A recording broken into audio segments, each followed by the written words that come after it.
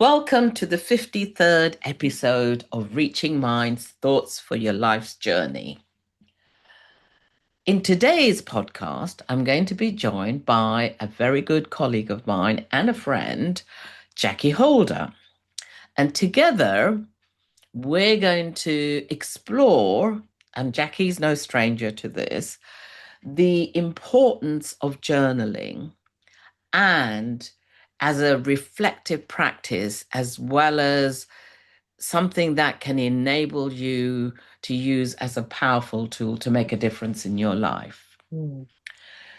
Jackee describes herself as someone who is connected to nature, engaged with trees and nature inside urban environments for most of her life. She is a leadership coach. She coaches board members, executives on development programs, and is an expert in promoting health and well-being benefits of journaling, expressive writing, and nature wellness. Now, we can take the whole episode talking about Jackee's accomplishment, which we will touch on throughout our podcast. But I also want to say is that she's also a prolific writer. She's written 3 nonfiction titles, illustrated themes around writing maps, and writing fabulous trees and rewilding. I've got some of those myself, so I occasionally take them out when I'm looking at the work I need to do on myself. So, Jackee, you're not a stranger to this. This is our second episode. And what I want to say to my listeners is I've deliberately chosen to do this as a launch for 2026 Mm. for us because I think starting the new year from a perspective of journaling, thinking about what people want, what do they want to create in 2026 for themselves, I think this is a perfect start. And having you on this podcast is both a privilege and an honor for me. It's a So delight to be here. great. Well, I'm really, really happy. So, one of the things I want to kind of touch on is tell me a little bit about the magic of journaling for you. Yes, thank you. So what a question to start with, the magic of journaling. Well, I think I would use the word magic of journaling because I feel that journaling has been a lifeline for me. It's something I can trace right back into my childhood. It certainly was a practice that helped me navigate my teenage years. And certainly as I started my professional career. I started in youth and community work. Then I went into learning and development, ended up at the BBC. And then I went independent about 30 years ago. And journaling was, if we could describe it as a seed bed of where I planted so many of those dreams and those visions for a bigger life for myself as a young teenager from South London. I feel like my ability and my drive to write and express myself meant that I got in touch with a bigger version of myself very early on. So when I was before, certainly up, to the point of the midpoint of being at secondary school, I already knew that I wanted to teach and I definitely wanted to be a journalist. Anyone who came to our house, the adults would always, oh, Jackee's really bright. And what do you want to be? I would say, I want to be a journalist. I would sit and watch the newsreaders. And I think the first Black newsreader on the television that I can visibly remember was Trevor MacDonald and then Moira Stewart. Mm. And I was like, I want to do that. And so for me, journaling helped me begin to express this bigger version of myself. But also, even though I don't think I was completely aware of it, I was able to take some very difficult situations and express myself creatively through words. So, for example, my one of my oldest friends who I went to school with, we went to primary school together. She told me a few years back that I used to write prolific poems in our English class. And that memory, when she shared that with me, I was like, oh my God, I had not remembered that. Mm. I had not remembered that part of myself. And she described what it was like sitting next to me in the English class. It was almost like I was a rocket writing all this stuff out. And then she said, my teacher used to read what I wrote. And I would always get appreciation from my teacher, my classroom teacher, who I had for about 4 years, Mrs. Hines. And I remember Mrs. Hines was the person that I felt really saw me. Mm. And it's interesting that the poetry was a safer way, I felt, that I was able to express myself. I'd had some earlier childhood trauma. So that meant that actually addressing that directly was very, very difficult. Nobody around me knew what to do about it. School certainly didn't know anything about it. So obviously, the poetry was a safer psychological space for me to give some verse to that. And I think of this when you talk about the magic of journaling, what I have experienced through my own practice and through my clients' practice. So I use journal writing and expressive writing and reflective writing a lot in my coaching with leaders. They often get in contact with material that is underneath the surface. So the reason I'm using my hands like this is I'm thinking of an iceberg. Mm. I'm thinking of the self that we present to the world. Mm. And I'm thinking about the self that is located in the subconscious mind Yeah. and how much the subconscious mind can either work for us or against us. Mm. We can either connect with all of the stuff that is more of our imaginative self, the creative self, the fertility of our ability to self-express, or the parts of ourselves that we try and repress. So I really struggled with the parts of me that had a lot of shame, that I was not really being compassionate with myself around, that was sometimes sabotaging all of this good stuff that was there. And so, what the journaling did, the magic of journaling, was it gave me a path, it gave me an outlet to express a lot of this emotional material, this psychological material that was inside of me. That when that's left, if you could just imagine a tangled knot, like Mm. we've got all of these lived experiences, but we've given ourselves no time, no space to make sense or make meaning of it.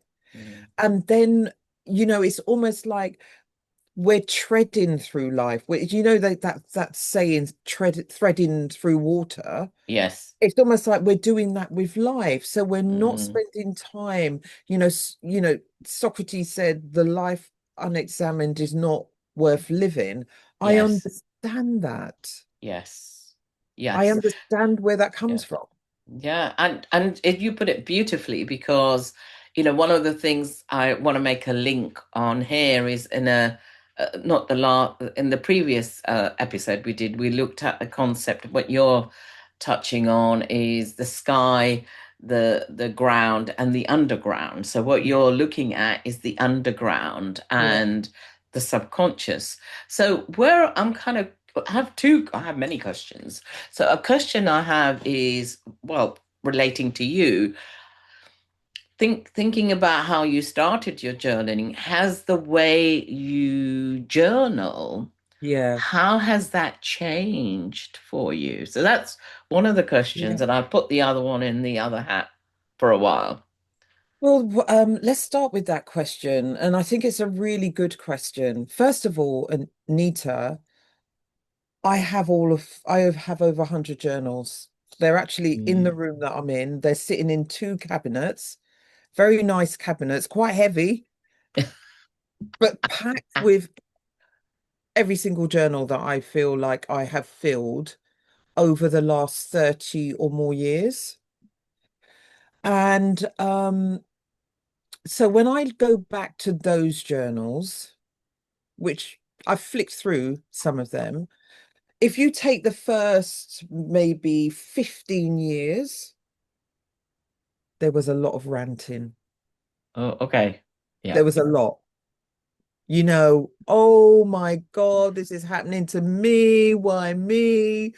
Oh, and all the horrible things that had gone on and the difficult things. It was just, I would just fill the pages of my journal, sorry, not diary. Diary is less of the psychological, Mm, emotional mm, mm. elements.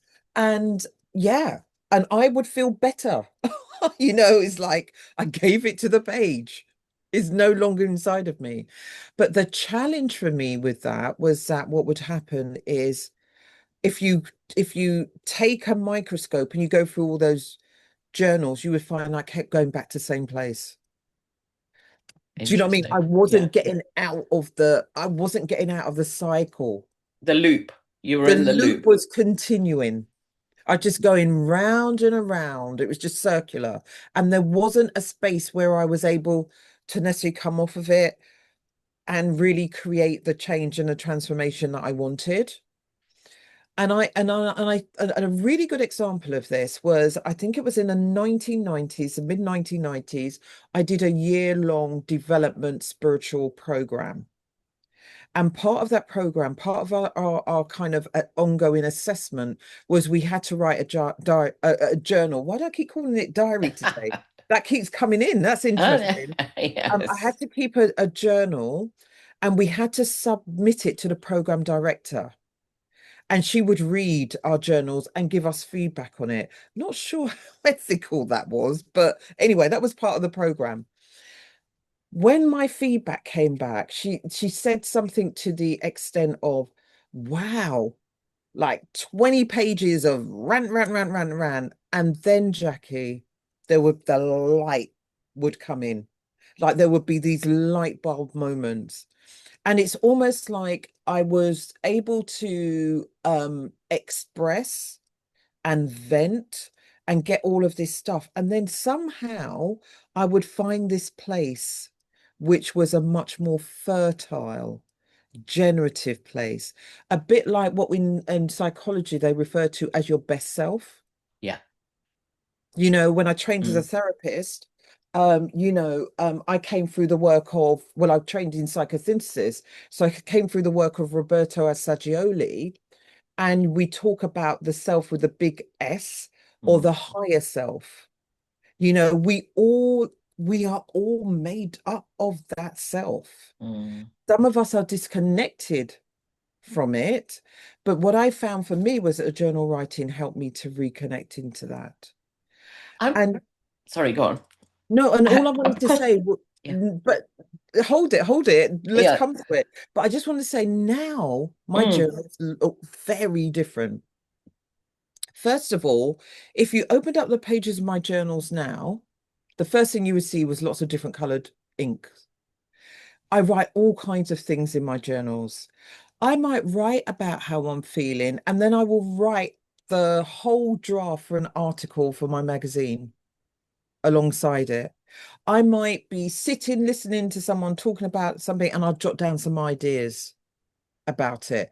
I might jot down some resources that I feel like are really helpful to something that I'm exploring, because if I don't write it down, I'm going to forget it. mhm, I would write in different color pen depending on what I'm writing about. So when I'm writing about something that I want to shape or something that I want to take out of what I've written and turn it into something else, I will use a different colored pen or ink. You will also find amongst my journals what I call my common purpose book. I don't have, sorry, my the one that I'm using now is across the room from me. But this is a book where I seed all of my ideas that kind of feed into my work as a coach, my work as a speaker, my work as a journal teacher or facilitator. All of my ideas goes into that book. It's where I do my research. And so I found that my journals are a bridge into my professional work, but also my work as a thought leader around the field of journal writing, expressive writing, and reflective writing. And I have to share a little short story. I'll keep it brief. I went on holiday last year and I had my journal with me, and we had a car hire. And for some reason, I got caught up in my holiday and I got back to the UK and I could not believe it. I went into my suitcases, no journal. I was bereft. Mm. I cannot tell you. I do not think I would have felt as sad as if I'd lost my phone. Oh, wow. And what happened was I started to visualize different pages that I'd written in on my journal, different ideas, because I don't know, not all of your listeners are going to be the same age as myself or yourself. But as you get older, we're holding so much information Mm, that if I don't write things down, really good ideas, I could forget very easily and very quickly. mm, And there was a sort of grief around, well, I valued what I had put in that journal, that notebook, and I was desperate to reconnect with it. And I had to accept. I rang the airline, a little bit of, um, yeah, I got really upset about it. mm. And I rang the airline and I rang the airport as well. No one had handed in the journal, so I just had to accept that I had lost it. 3 weeks later, I got a text on my phone from the car hire. We found your notebook under the car seat. Wow. I was so happy, but it taught me how important those notebooks are to me Mm, and why they are important. I know that might not be something that everybody feels, but for me, it really does feed into my work, and it really shows me how important it is to reflect, the importance and the value of those reflective notes. It was those reflective notes that I was just like, oh my God, but in that moment, I was thinking about this. And why didn't I write up the article when I had the time? I was kind of making those connections for myself. So it really just helped me to just change my relationship with how much I value my notebook and making sure I take care of it. mm. On that, I think one of the things I'm curious about journaling, Jackee, and you're very expressive around language, feelings, and I know that, you shared with me the wheel of feelings. Yeah, Mm, Sometimes I've come across individuals who struggle with expressing themselves yeah, because they don't have the language, or they have a very limited yeah, language around their emotions. They yes. can be, uh, very articulate around strategy and whatnot. However, when it comes to them, it's about, do they have the breadth and depth of the language? Because I hear what you're saying is that I can do the rant on my journal easily. However, when you're more in a reflective space, it's about finding the the language, the words around your emotions to be able to put it on paper. So, what would you say to someone to enable them to begin to do that? Well, first of all, I want to bust a myth. I don't believe you have to have the language. Right. I struggle to express myself emotionally. You describe me as somebody who's very expressive. I struggle to express my emotions, which is why I journal.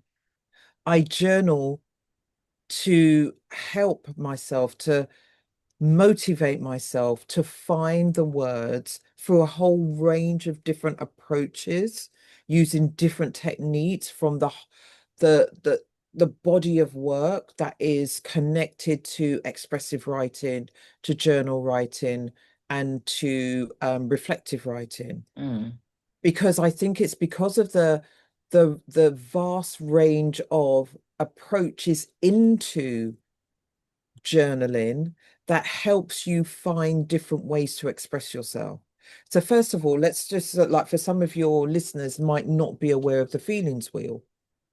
So the yes. feelings wheel has got over 50 or more different Mm, words that are associated with feelings and emotions that gives you a really good sense of there is a wide repertoire of words that we can use to describe our feelings and emotions. And most of the time we're just sticking to the five main ones: sad, happy, angry. Do you know what I mean? We're just kind of touching the surface.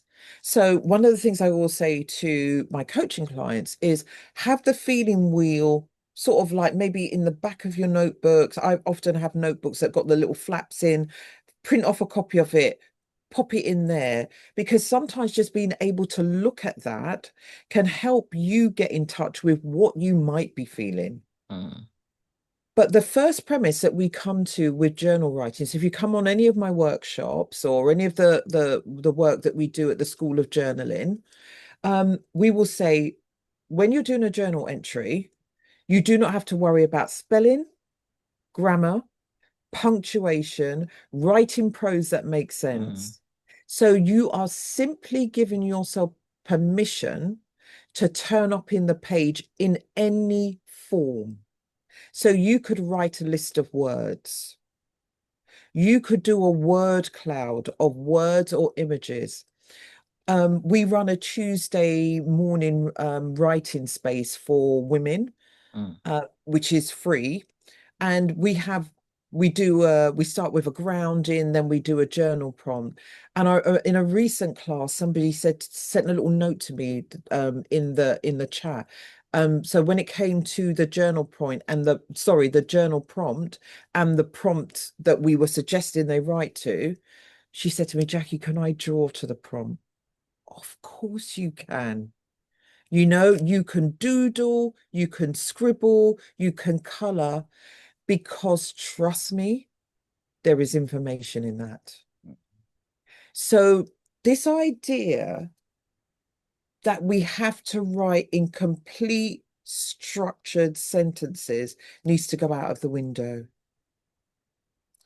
It's mm, about finding a form that feels right for you. The reason I told you the story about the poetry, because the poetry was a modality that I was able to express myself. And I wish I had those poems.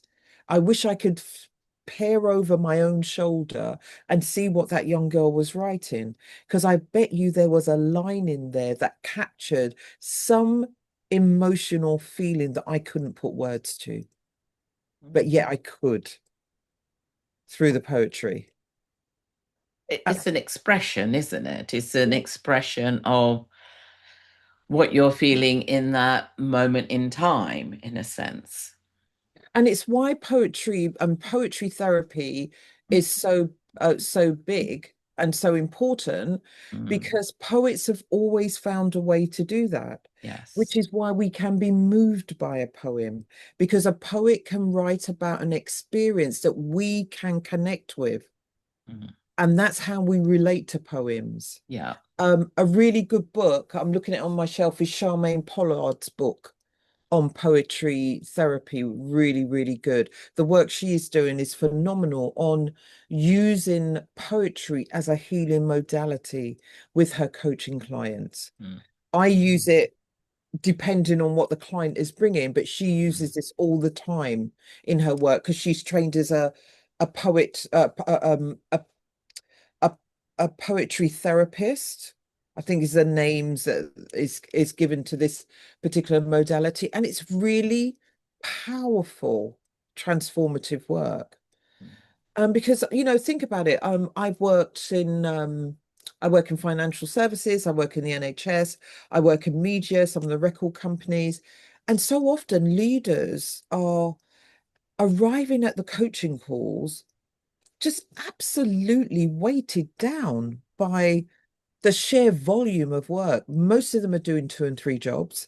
Most jobs where people are leaving and not being replaced, and the burden is falling onto them, and yet they're grappling with the complexity of the work, the volume of the work, and all of the stuff that's going on in their own personal lives.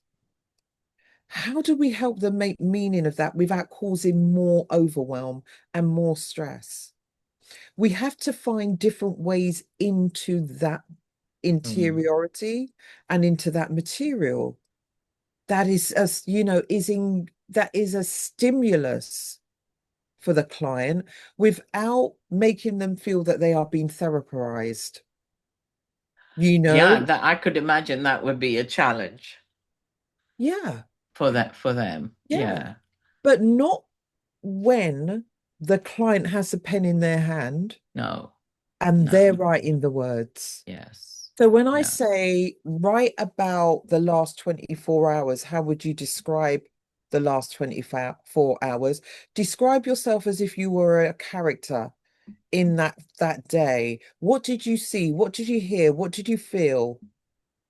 What did other people around you see you doing or not doing?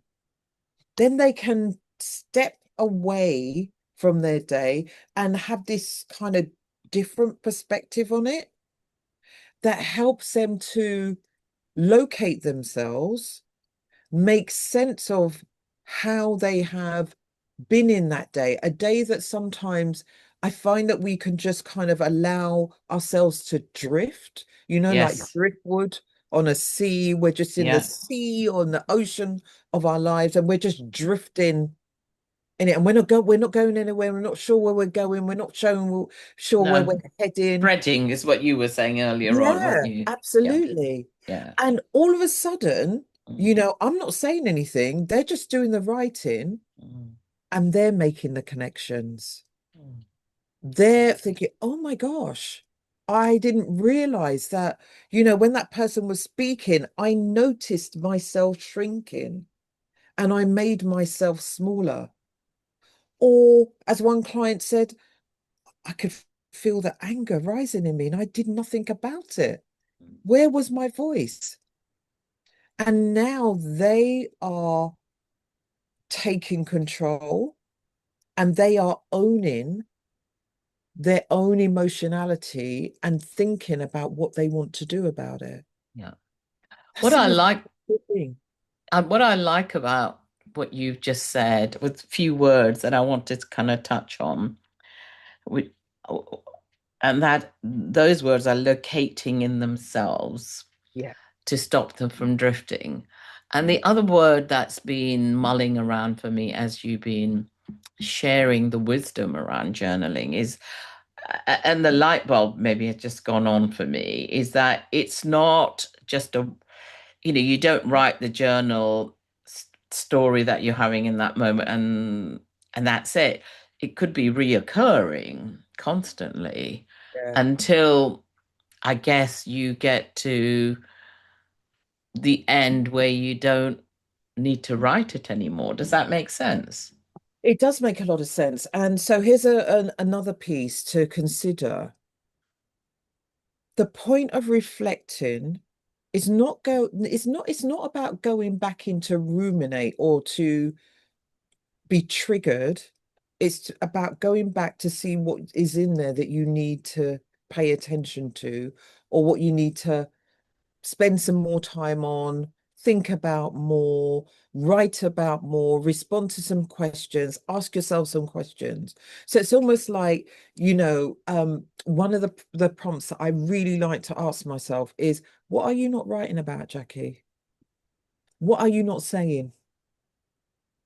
Because I really did ask myself this question about 5 years ago is, have I got safe in my journaling? Oh, Like, wow. am I just writing the things that I want to hear? Mm, mm, Or are there some things that I'm not really tackling here that I need to be tackling? And I was quite surprised by the response that I had to, there was some stuff that I was kind of, I just pushed it into a corner. But mm. asking that question, Nita, was so helpful to me because it wasn't about making myself a bad person. It wasn't about shaming myself. It actually helped to answer a lot of things and to put some light. You know, when we talk about, and where Young talks about the Yes. shadow is a way into our light. You know, my work is about, I like to tackle the difficult things.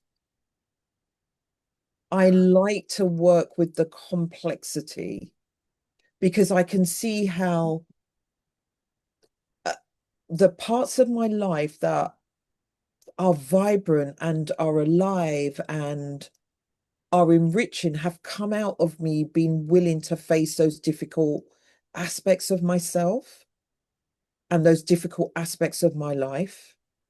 You know, I'm not playing myself down here. I have a great life. And that great life has been enhanced by being able to work with those challenges and to Yeah. work with those difficulties. And that's what I find myself being able to do wholeheartedly with my clients. I think that is very powerful. And I think the question for me is, how do you work with someone that may have some resistance or reluctance to work with the kind of difficult things, what's in the that Pandora box that they don't want to open? Yeah. Do you know, I'm thinking as you were saying that, a couple of clients came to mind. First of all, resistance is something that I consider to be a part of any work that I do with a client. There's always some kind of resistance somewhere inside of us. Mm, You know, whether it's, very overt or whether it's very covert, there'll be some part of our professional life or our personal life that ideally, if we had the choice, we would not be wanting to look at it. So I always I have this presupposition that that is there. But I want to come back to that earlier point I made about when the pen is in the hand of the writer, is the writing will often show people where they are ready to go.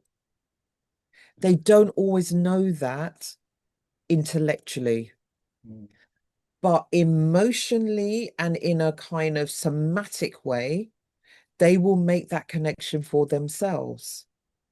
And so that resistance, what I often find is it evaporates, it's eroded, it is dissolved through the writer exploring and allowing the words, the images, the memories, the experiences to come to life. Because even if I give a prompt, I can guarantee people will go where they need to go. The mm. prompt is in a way just a stimulus. It's a stimulus. It's not a requirement to write to the prompt. So in a way, I've never, there was one client I remember, she was really clear. I do not want to be emotional in these sessions. And of course, what happened was she did get emotional and she was very unhappy about that. She made that choice for herself, that she didn't want to allow herself to be vulnerable. And Mm. perhaps she did not feel safe enough with me as her coach to do that. But what I remember of our work together is every time she did a bit of journaling and she connected with some of those deeper emotions, she pulled up the barrier. And that was fine Mm. because she wasn't ready to go there at that particular time. And there's nothing wrong with that. I've experienced years of doing that in my own journals. I think there is a time for everything, there is a season for everything, and we will go there when we're ready. I agree with that. And I guess, over the years, I've certainly have encouraged my clients to pick up a book, go out and buy a lovely journal book that they can write in, experiment with. What I liked about what you said earlier on about there isn't one way of journaling. There are so many you could do, notes, or you can do, diagrams, pictures, or whatever, as a way of starting and easing yourself into it. Yeah. I say to my daughter, she's going, "Oh," I said, journal around that. You go, oh. And I know she's probably not quite ready at the moment to be able to do that. The question that's popping in my mind is people who are very new to this. And in addition to what I've just said about you can do it, there's no spelling check and blah, blah, blah, um, is what kind of technique would you recommend or suggest to them to get them started, to ease in to journaling? I've had a lot of years of working in, with journaling and expressive writing. And I know you want a kind of one that you think is going to help someone who's new. But Mm, honestly, my honest response to that question is I never know which activity is going to resonate with which person. mm, mm. Honestly, and Nita, I might be in a session and we end up writing a letter to the older self, and it's profound Yeah. for some people. I might be in a session where we go into taking a line from a poem and someone is in floods of tears. And I might have asked them to write something, about what went well today, and that, they might just sit there and look at me, but yet the line from a poem was the thing that did it for them. Mm, I've had people sit there in sessions and they just look at me across the screen like, this is not helping me. mm. So, I'd say what I want to suggest, for example, for coaches, is that we get familiar with a range of different techniques Yeah. and tools Yeah. that we feel confident to try to offer to our coachees. I see this as I offer things. I say, would you want to try this? Should Yeah. we try this and see what it's like? And if that doesn't work, we'll try something else. I listen into, what energizes my coachees. So I think, oh, I think they might be up for a bit of letter writing. I had a practice manager when I worked on a on-demand coaching service for GPs and practice managers. And we used the unsent letter at the end of a very difficult session, the very first session that she had. I think you know this service, and we both worked on Yeah. this service. And I got her to write a couple of letters. I won't give too much detail about them, so keep it confidential. And I literally could hear the relaxation in her body tones because we were I think we did that session. I didn't see her, so we did that on the telephone. I could hear it. When she came back the next session, she had a number of goals that she was going to go away and work on, and some of those were very much about some of the relationships around her in the workplace. When she came back to the next session, it was almost like I was sitting with a different person. And the first thing that she said was, Jackee, I've been letter writing all week. So, just for those who may not be familiar with the letter writing, the idea, I can never pronounce the word epistolary, I think it is. I'm not very good at pronouncing it, but it's this idea that we can use letter writing as a way of processing emotions and feelings in writing unsent letters to people or events or to experiences or to emotions Yeah. as a way of finding a way of articulating our emotions and our feelings in a way that is uncensored. Yeah. Uh, So mm, there's something about inviting people to write a letter, knowing they're not going to send it, particularly to people, that gives them full permission to say how they feel. I recently did that because there was an ending I had with some individuals, and Yes.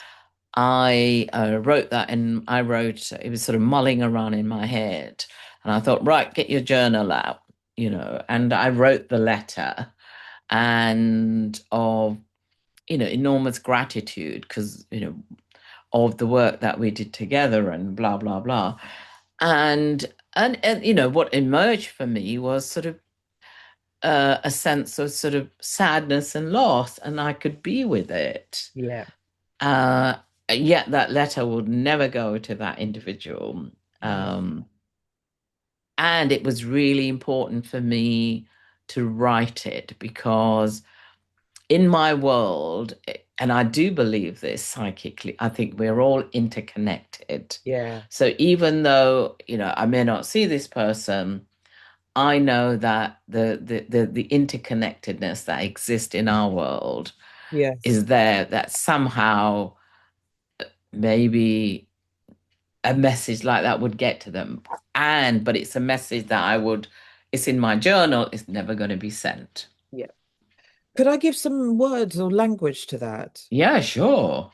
Um, I think what you're doing there is we're doing the work of what we call psychological endings Yeah. and closure.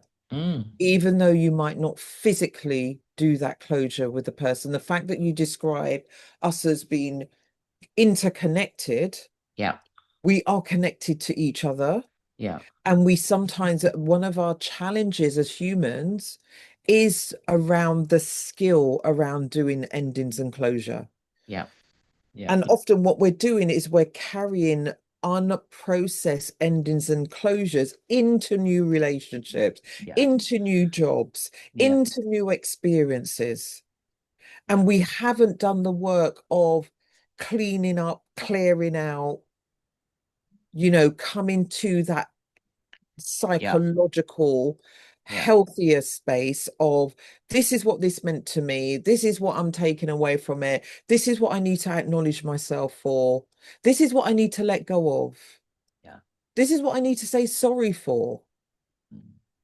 Yeah.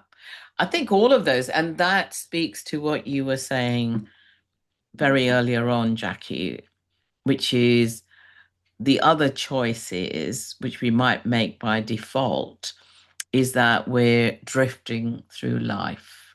We're just, we're not active participants, but we're just kind of drifting through our lives. And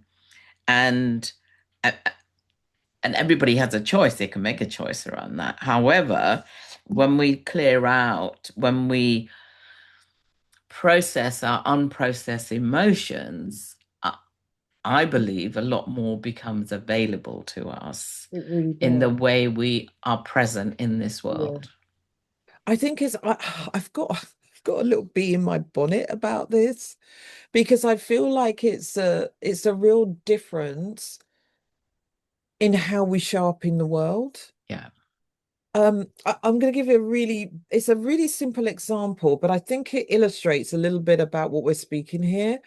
Um, Near where I live, there are two car washes on the opposite sides of the road, so they're opposite each other. Now, I go to the one on the right. You drive in your car, they shout at you. Do you know what I mean? There's no smile, there's no hello. You come out, go round, At the other end where they're cleaning the car, you're just greeted with glum faces. Do you know, there's no joy, there's no love, but you get your car done, go about your way. So the other day, me and my sister decided to go to the car wash. And I said to her, which one do you go to? She goes, oh, I never go to the one on the right. Well, I've been going to the one on the right for years. So I go to the one on the left with my sister.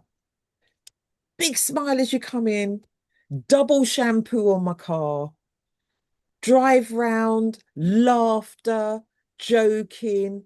My car is cleaned impeccably. And then they put down something, you know, on the drivers, the bit where the driver's feet go, they put down a kind of paper mat for you to, Yeah. so you're not walking all that in. They give you your thing, you know, it's just, my car is gleaming. I'm gleaming.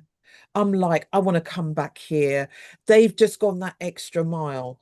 For me, journaling, it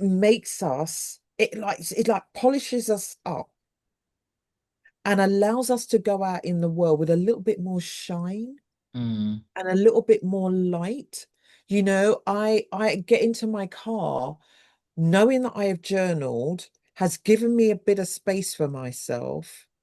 I'm not shouting and ranting at drivers. mm, You know, people are cutting me up. People are driving on my bumpers, and I'm not losing it mm, because I've created a little bit of breathing space in my day where I can think, I can hear myself, I can see myself in all of my imperfections. And I just feel it can make such a difference. And not only that, I know it makes a difference.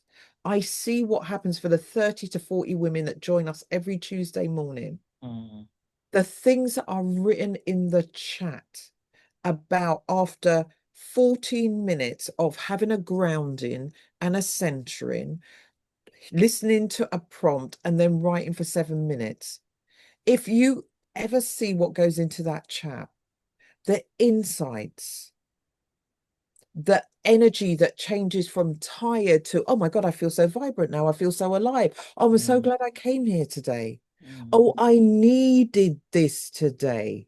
I needed to hear from other women today, and we need that in our organizations. It's that difference between going into a shop and someone just looking at you and no, I haven't got a size 8. No, no, no. no, Because they haven't created that time for themselves. no, no. So we And have less available.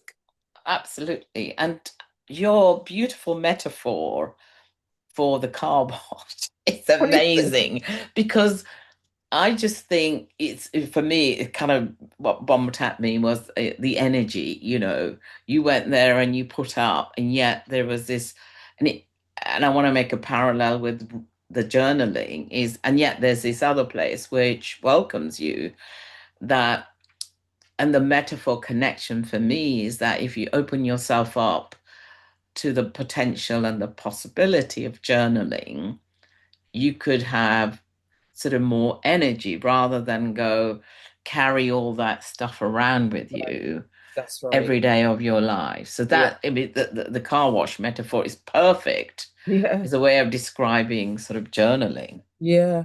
And you know what? I've had a few occasions where I think, oh, Jackie, you should have done more. I was writing a book this year and it hasn't worked out. And I was like, oh, you really should have got a book out on trees and nature by now. And I was sort of like giving myself a bit of a hard time. And then I was clearing up some space in my office and I had all these piles of what I call my common purpose books where I keep the quotes and I put my ideas. And I was reading through the quotes and little comments that I've written. And I was thinking, Jackie, you've written 100 books already. Do you know what I Yeah. mean? Your journals are You're that's writing. evidence of your writing. What are Mm. you talking about? And we're so conditioned, aren't we, to you've got to do this, you've got to have this, you've got to. And I think, well, look, you're showing up for your clients. You're being there in a way that you're being as wholehearted as you can be. You're working on your own stuff. Your clients are working on their stuff. We are doing more than enough. And we need to give ourselves some slack. We need to give ourselves some affirmation about what we're doing. There's a lovely exercise that I introduced on one of our virtual retreats called Reversing the Gap. I discovered it on Insight Timer. That's where I do my meditations every morning. By Thomas Neely, I think his name is. And it's a really simple exercise, but he says he gets you to think about where you want to get to and think about where you are now. Mm. But rather than describing the things that you need to get to where you want to go, Mm. he gets you to describe the steps and the things you have done that have gotten you to where you are now. Now, yep. I did this with a group of NHS nurses and midwives, and honestly, the feedback, people, like some people were emotional, some people, I hadn't realized how much I'd done, I hadn't appreciated myself, I hadn't valued the work that I'd put in, I hadn't seen how far I had come. Just taking this time, Jackee, has meant so much for me appreciating and valuing myself. Just think Mm. about how they walked out that session. Oh yeah, probably 6'6", Yes. I would imagine. And think So about the impact they're going to have on other people. people, yeah, there's more kind of energy. Now I want to kind of round up. So what's in line for you in 2026, Jackee, as my last question? Well, I wrote on the School of Journaling chat, I think it was last night, in response to a post that I put up, that in 2026, I want to create more time to reflect and to create and to generate. So I found that for the last 7 years, and you might be familiar with this, I have been working flat out. I've been Mm. working on so many programs. And, I've been challenged by the things that I teach, to have that time and to have that space, to do the walking, to do the journaling, to do the thinking, to do the generating. So this year, because we set up the School of Journaling, we want to have more courses, more online offers, and I need the time to pull all of this together and create my own body of work in this Mm. field. Mm. And so that's one of the things. There's a few. I'm taking some time out. I've got some space at one of the spas. That was a present for my birthday, so I'm going away to spend a few days there. I've got a gift to stay at a hotel, so I'm going to do a bit of alone time with Jackee, where I just have some space to do some walking, do some creating, but also I have this enormous tap on the shoulder. I'm just being told you've got to write a journaling book. It's time. I've got 49 ways to write yourself well, but there's been so much more that has come through me, especially from the Tuesday morning sessions Mm. that Fiona and I have been hosting for over 4 years. Mm. I just feel like there's a medicine book for midlife women, for older women, around the practice of journaling and expressive writing, and a book that speaks to men as well. Sounds Because, amazing. I just feel like, like you feel like you need to birth something. And Mm. this is not, it's different from you ought to. No, no, no. It doesn't sound like that for I me at feel like all. I'm ready for that now. Like, this is my gift. And So it's not my, necessarily, sorry, I was just going to add, it's not yeah, necessarily, I don't even think it's a book about just how I see things. no, I think I want to bring other voices in. yeah. No, no, no. I can hear that. And I guess my curiosity peaks up and sort of says, what are you going to let go of, Jackee, knowing that how busy you are? Well, that's the well, it's not the challenge. I think I have more space, certainly for the first part of the year. Mm. With contracts are not happening in the same way, it's suddenly freed up a bit more space for Fantastic. me. Yeah. And I feel like the universe has created this opening for me to say, okay, I can spend a week now, go into my books, which have got everything that I need in there, but Mm. now curating. I do think it is a curating of the body of research that I have been accumulating over the last 5 years that I've kind of just been sitting on and have not done as much with it as I think I could do, which is part of the reason why we set up the School of Journaling, was where do we put all of the knowledge and the wisdom that we Yes. Yeah. rather than sitting on it. So we didn't get to the podcast, but is there a way that we could start to disseminate some of this and share it with a wider audience?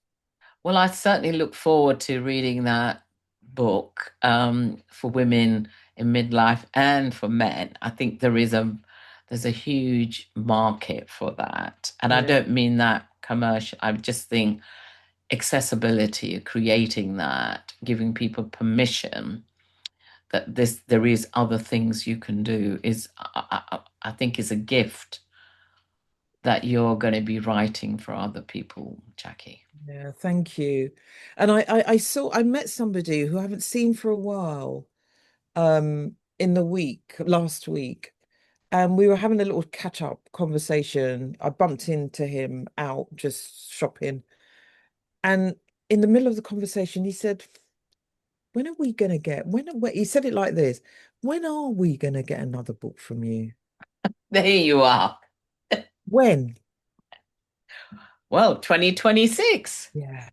There you are. Well, I look forward to it. Jackee, it's been an absolute pleasure. I didn't even look at any of my questions that I had on my sheet. We've had a journey that I've been on this morning, and one that I think it's made me think about when I go on my retreat that I'm going to take two books, two journaling books with me, maybe one with ideas and one with which I normally do, which where I journal. So Yeah. thank you so much for the sort of prolific way that you have expressed, you know, lots of your ideas and your energy through this podcast. Well, thank you for creating the space for us to have a follow-up conversation because this is generative work. Yeah, It's not static work. It's like we're constantly growing and evolving in the field and in this body of research around it.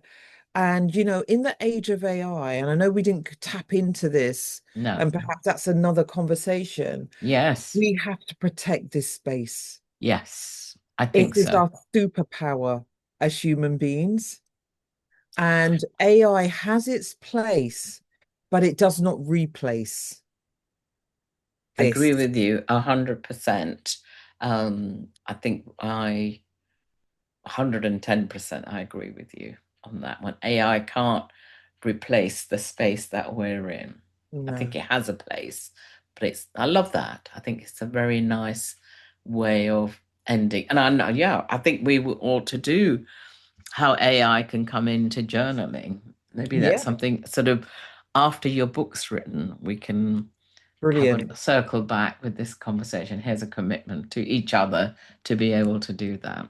And I'm just making that as a note, as a chapter in the book. Oh, there you are. See, we get lots of things. Yeah, Thank you so brilliant. much, Jackee. Thank you so much, Nita. It's been a great conversation. Lovely.